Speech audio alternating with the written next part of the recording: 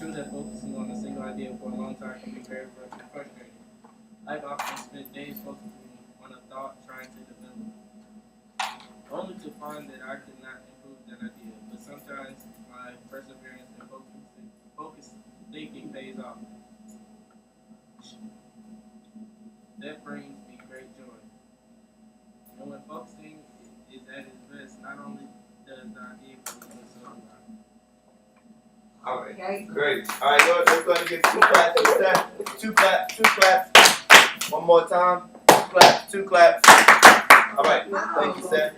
So, as you all know, we're trying to stay consistent with reading this. I know we haven't been doing a good job of that as of lately.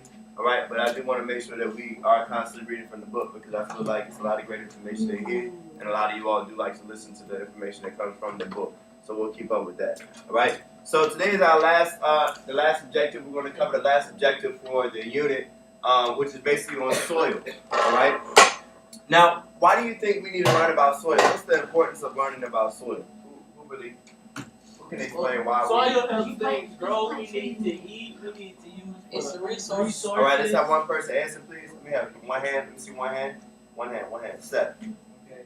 We need soil so things can grow.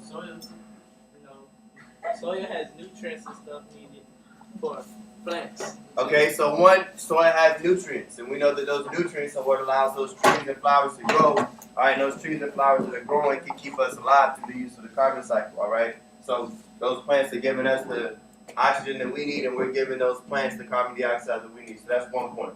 All right, why else do you think it would be important to learn about soil? So for this particular unit. So you can make your own soil. Yeah, okay, you could possibly make your own soil. That's good. The soil diagram that we'll be learning about today is going to explain different types of soil. Aaron, for research? Research, explain. How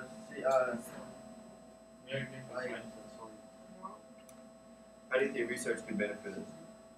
You can know more about it, and you can find quicker ways to grow it.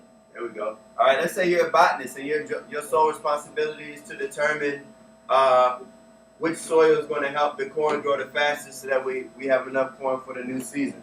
All right, outside of the genetically modified versions of it. All right, we may be able to do some research on the soil. All right, so understand that there's a lot of reasons, there's a lot of use when it comes down to soil. And we want to focus on these 3 questions. What is soil?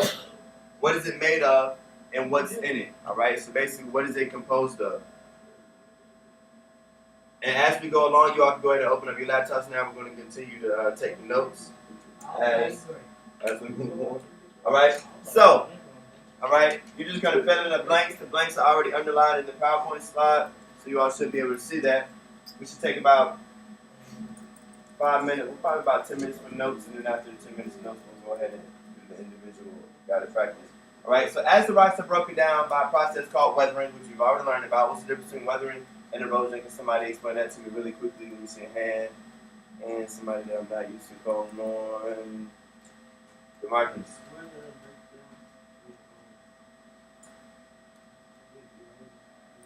Moves it away, all right? Transports. Good job. So as rocks are broken down by the process called weathering, small pieces of the rock and sediments are formed. These small pieces of rock are then eroded or carried away. These pieces of sediment will eventually form sedimentary rock. However, before other sediments are placed on top of them, these small pieces of rock form soil. All right? So basically, soil is the beginning stages of sedimentary rock.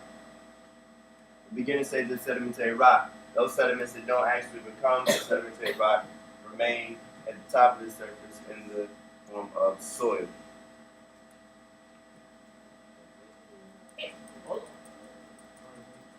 Good. All right, so soil is also made of humus. All right, we're not talking about the humus that we put on our pretzels.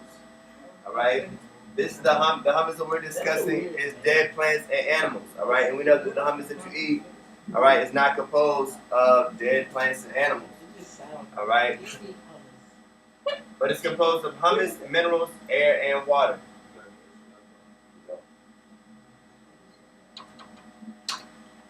Soil is also made of humus, dead plants and animals, minerals, air, and water.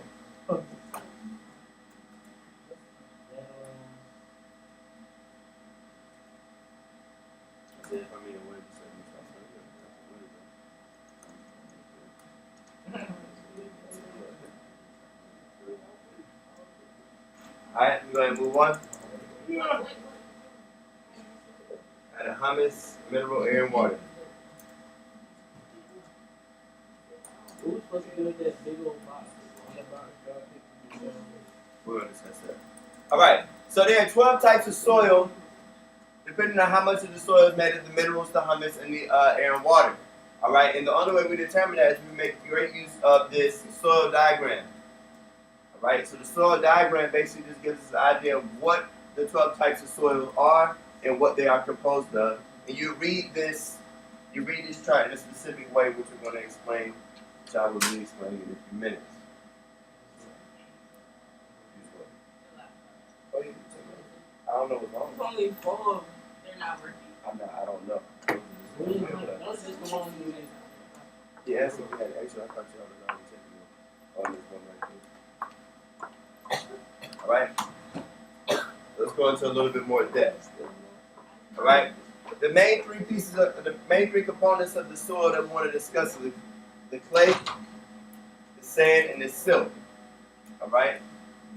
The size of the minerals and sediments determine the texture of the soil. All right. You must remember that in order from the smallest sediment size to the largest sediment size, we have clay, silt, and sand. That one box that you have on your computer states that, it says draw the 3 different sizes. All right. Do you all see that?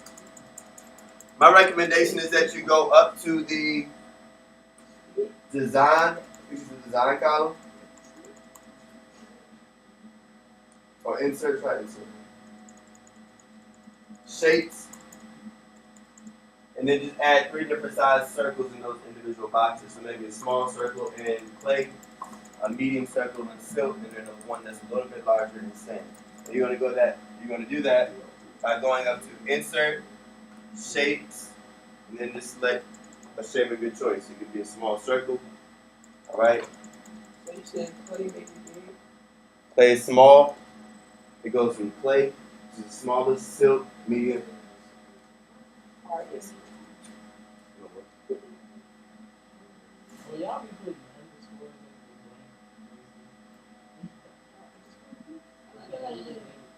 I just understand a little bit about computer. Just a little tad.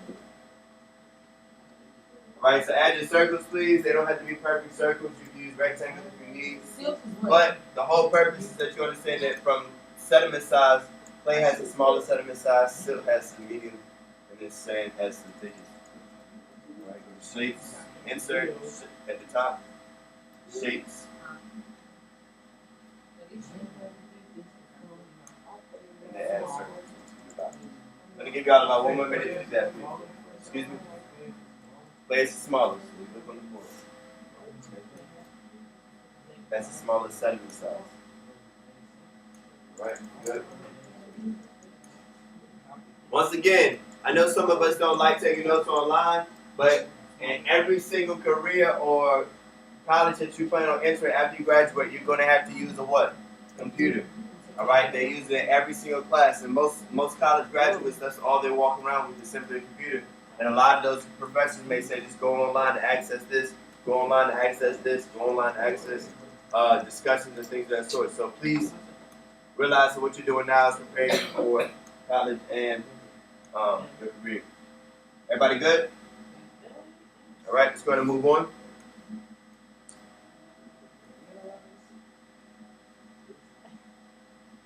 Okay, so the percentage of soil and clay determines what type of soil we're actually encountering or what type of soil we're actually working with. All right, it's also going to determine the texture of the soil. All right, so as a soil diagram or a soil diagram is here to help you figure out what type of texture the soil is based on the percentage of silt, clay, and sand that's located within that soil. All right, and there's a specific way that you read this soil diagram. That's all. That's the sole purpose of it. Only purpose of it is.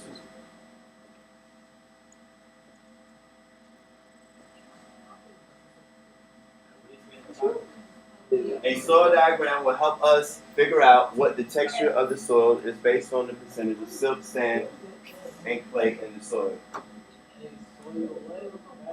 Soil diagram.